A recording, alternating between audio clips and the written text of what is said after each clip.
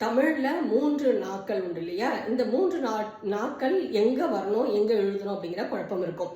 இப்ப டகர வரிசை எழுத்துக்கு பக்கத்துல இந்த நகர ஒலி கேட்டுச்சுன்னா தயக்கமே இல்லாம 3 சுழி நகரத்தை தான் நம்ம இட்டு எழுதணும். சில இடங்கள்ல ஒரு சில சொற்கள்ல மட்டும்தான் நம்ம வந்துட்டு 2 சுழி எழுத்துக்களை நாவை நம்ம போடுவோம். இது விதிவிலக்காக நம்ம எடுத்துக்கலாம். அதுக்கு அடுத்தது பாத்தீங்கன்னா தன்னகர நா, இந்த பறவை வடிவில் இருக்கக்கூடிய இந்த நகரம் என்பதும் ரகர ஒலி 18 மெய்யெழுத்துக்கள்ல இறுதியா இருக்கக்கூடிய நகர ஒலியும் நமக்கு கிட்டத்தட்ட ஒரே ஒலி தான். இந்த தா எங்கெல்லாம் வருதோ அங்க நா ஒலி கேக்குது அப்படின்னா நம்ம அங்க அதற்கு தகரத்திற்கு இனமான இந்த தான் நம்ம பக்கத்துல எழுதணும். இந்த இந்துக்கு ஒரு சிறப்பு இருக்கு. என்னன்னா, இது ஒரு சொல்லின் தொடக்கமாக நா என்று தொடங்குது அப்படின்னா இந்த நகரத்தை தான், தன்னகர நகரத்தை தான் நம்ம தொடக்கமாக எழுதணும். இது ஒரு சொல்லின் இறுதியாக வராது, எங்க நடுவில் மட்டும்தான் வரும்.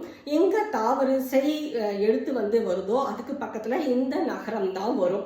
சான்றுகள் பார்த்தீங்க அப்படின்னா தந்தை, தா இந்தை, தந்தை என்பது இடையில் வரக்கூடிய இந்து. அதே போல நமக்கு முதலில் தொடங்கும் பொழுது நாம், நாடு என்ற சொற்களை நம்ம சொல்லலாம். இப்ப இறுதியாக ஒரு இந்தொலி கேக்குது, தாக்கு பக்கத்திலேயே இருந்தாலும் இறுதியாக இந்தொலி கேக்குது, ஒரு சொல்லின் இறுதியாக இன்னு வரணும் அப்படின்னா நமக்கு இந்த இந்து வராது. அதாவது தன்னகர நகரம் வராது.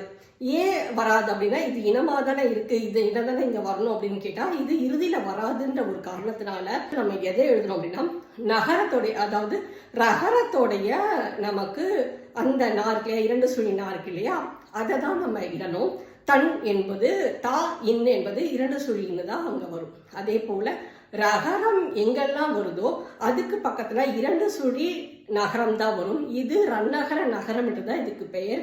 ஏன்னா இதோடைய இணை எழுத்து இதுதான், இந்த 2 சுழி நாதான். 3, 1, கன்று, இது மாதிரி ரூ ஒலி, இருளொலி கேக்குது. அதாவது வல்லின இருளொலி எங்கெல்லாம் கேக்குதோ அங்க 2 சுழி நகரத்தை தான் நம்ம எழுதணும்.